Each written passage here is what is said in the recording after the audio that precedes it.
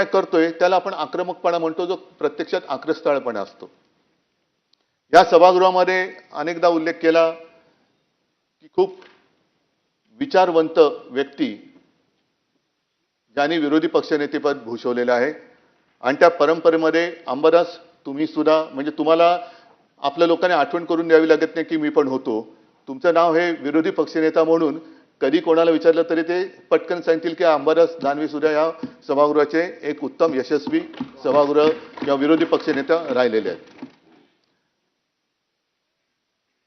आता विरोधी पक्षनेता मला आज आणखीन एक आठवण येते. या सभागृहात त्या असतील किंवा नसतील मृणालताई गोरे, त्यांच्यावरती एक मी लेख वाचला होता. कारण ती माणसं सगळी वेगळी होती. मृणालताई गोरे होत्या, विरोधी पक्षनेते होत्या, दुसरे केशवराव धोंडगे खाली विरोधी पक्षनेते होते नव्हते कल्पना नाही, पण त्यांचं भाषण ऐकायला मी एकदा मुद्दामून सभागृहात खाली गॅलरीत आलो होतो.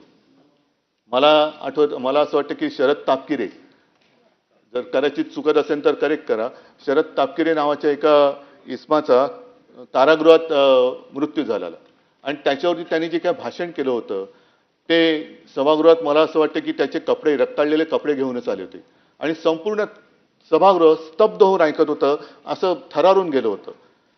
ती जी काही ताकद असते, मृणालताई गोरेंचं जे मी तुम्हाला सांगत होतो, मृणालताई गोरे सुद्धा कधीही पदासाठी डचमणल्या नाहीत.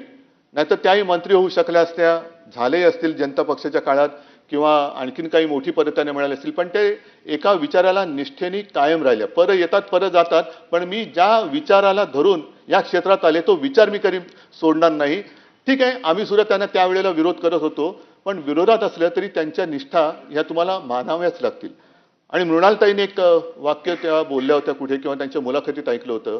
त्यांना विचारलं होतं की तुम्ही जेव्हा सभागृहात विषय मांडता तेव्हा संपूर्ण सभागृह हे स्तब्ध होऊन ऐकत असतं आणि एवढंच नाही तर सरकारला सुद्धा त्याच्यावरती निर्णय घ्यावा लागतो, हे कसं काय?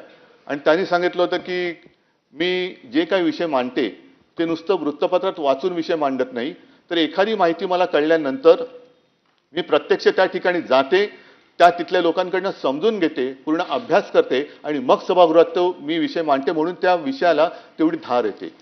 मला वाटतं की अंबादास तुम्ही सुद्धा नाही म्हटलं तरी त्याच एका तत्वाने जिथे जिथे कुठे अन्याय होतो असं तुम्हाला वाटतं तिकडे स्वतः जाता.